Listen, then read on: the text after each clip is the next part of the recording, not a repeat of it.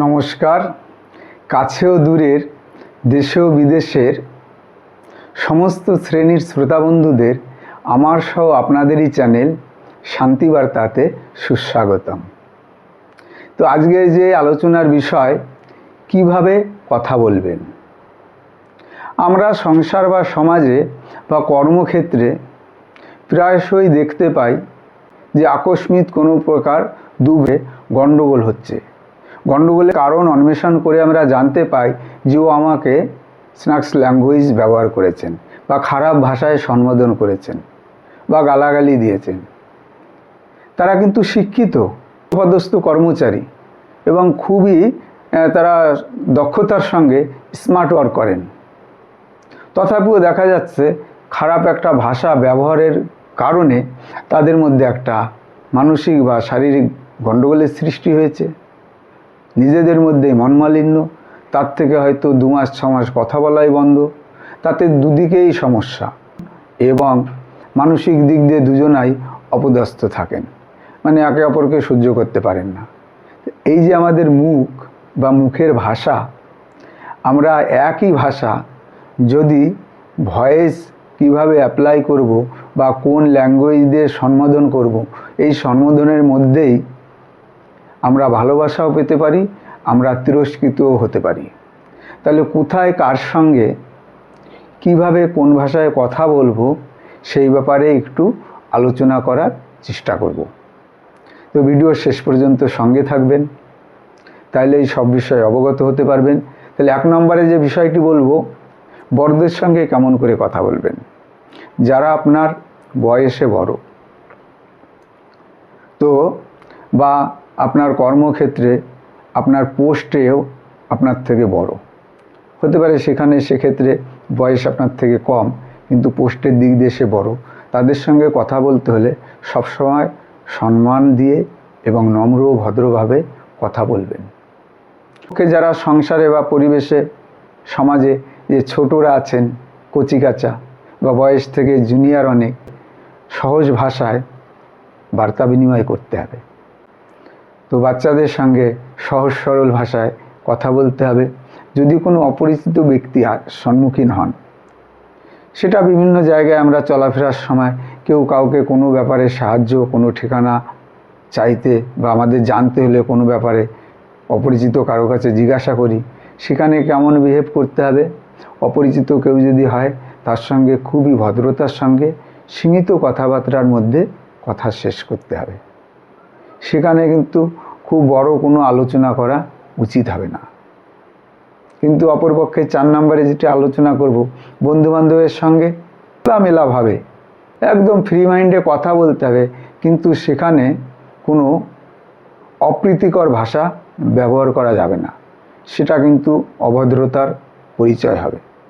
দেখুন, মুখের ভাষা বা মুখের যে শব্দ, সেখান থেকেই কিন্তু পারিবারিক শিক্ষার কতটা পেয়েছে সেটা কিন্তু উপলব্ধি করতে পারেন। তো আপনার ভাষা থেকেই আপনার পারিবারিক শিক্ষার উপলব্ধি করতে পারবে অপর প্রান্তর মানুষটি। সুতরাং যেখানে যেমন প্রয়োগ করা দরকার, সেখানে সেইভাবেই নিজেকে উপস্থিত করা দরকার বা সেইভাবে কথা বলা দরকার। শিক্ষক যারা আছেন আমাদের, শিক্ষক বা স্যার, গুরুজন, তাদের সঙ্গে ভদ্রতার সঙ্গে এবং মনোযোগ দিয়ে কথাবার্তা বলতে হবে এবং শুনতে হবে খুবই নম্র ভদ্রভাবে। অভিভাবক যারা আছেন সংসারে, বড়রা, তাদের কথা খুবই ধৈর্য সহকারে এবং মর্যাদাপূর্ণ ভাব প্রকাশ করে শুনতে হবে। যদি কোনো কথা বলার থাকে, বিনয়ের সঙ্গে সেখানে তাদের সঙ্গে কথা বলতে হবে। অভিভাবক যারা আছেন আমাদের, তাদের সামনে কখনো কোনো বিষয়ে রাগান্বিত হয়ে প্রধান হলে কোনো বাক্য প্রয়োগ করা কিন্তু উচিত নয়। 7 নম্বর যে পয়েন্টটি বলবো, রাগী মানুষের সঙ্গে শান্তভাবে শান্ত ও সংক্ষিপ্ত ভাষা প্রয়োগ করতে হবে। সেটা অফিসের বস হতে পারে, কোথাও কোনো ক্ষেত্রে কোথাও যেতে হতে পারে। তো সেখানে যদি কোনো রাগী মানুষ, আপনি তার অবয়ব দেখে, মুখমণ্ডল দেখে বুঝতে পারেন ব্যক্তিটি খুবই রাগী, তো সেখানে বেশি কথা বলার দরকার নেই। শান্তভাবে সংক্ষিপ্ত ভাষা প্রয়োগ করে সেখানের কাজ মিটিয়ে তৎক্ষণাৎ চলে আসা উচিত। যদি কোনো দিন দুঃখী আপনার দুয়ারে উপস্থিত হন, অনেক সময় হয় না, কোনো সামাজিক সাহায্য চাওয়ার জন্য কোনো দিন দুঃখী যদি বাড়ির উপরে আসেন, আপনি কতটা সাহায্য করতে পারবেন আর্থিকভাবে সেটা আপনার ব্যাপার, কিন্তু মানসিক দিক দিয়ে খুবই সহানুভূতি সহ সহমর্মিতার সঙ্গেই পেশ আসা কিন্তু উচিত। দেখুন, সে কোনো কারণে নিজের শখের বশে কিন্তু আপনার সামনে আসেননি, হয়তো কোনো সাহায্য সহানুভূতি নিয়ে দাবি নিয়ে এসছেন আপনার, সে তার অন্তরাত্মায় খুবই দুঃখ পাবে এবং ওই দুঃখ পেয়ে যদি আপনাকে মনে মনে কোনো কথা কটু কথা বলে দেয়, তাহলে কিন্তু হয়তো অদূর ভবিষ্যতে আপনার ক্ষতিও হতে পারে। তো দুঃখী যারা আছেন এই ধরনের মানুষের সঙ্গে সহানুভূতির সঙ্গে পেশ আসবেন, এটাই অনুরোধ করব। 9 নম্বর যে পয়েন্টটি খুবই ইম্পর্টেন্ট, যাদের বুদ্ধি একটু কম, এই ধরনের মানুষ থেকে যতটা পারা যায় নিজেকে দূরে রাখতে হবে শারীরিকভাবে, তথাপিও যদি গায়ের উপরে এসে যায় তো তাদের সঙ্গে খুবই কম কথা বলতে হবে এবং সংক্ষেপেই পাশ কাটিয়ে সেখান থেকে চলে আসতে হবে। সে সন্দেশ দিলেও ওই মুহূর্তে খাওয়া যাবে না, হতে পারে ওটার ভেতরে এমন কোনো আছে, সেটাতে আপনার ক্ষতিও হতে পারে।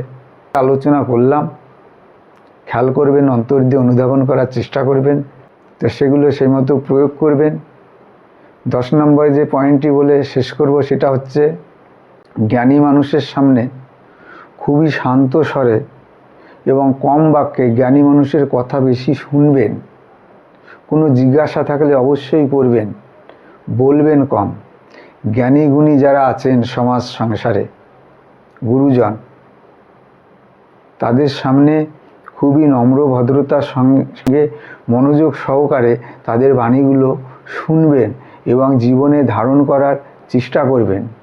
সেখানে নিজে বেশি বার্তালাপ করার প্রয়োজন নেই, শুধুমাত্র কিছু জিজ্ঞাসা থাকলে, প্রশ্ন থাকলে সেগুলো অবশ্যই করবেন।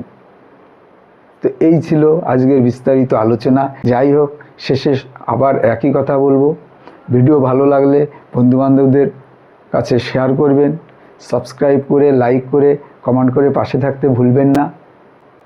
শান্তিবার্তা আপনাদেরই চ্যানেল, এই চ্যানেলকে এগিয়ে নিয়ে যাওয়ার দায়িত্ব সম্পূর্ণ আপনাদের।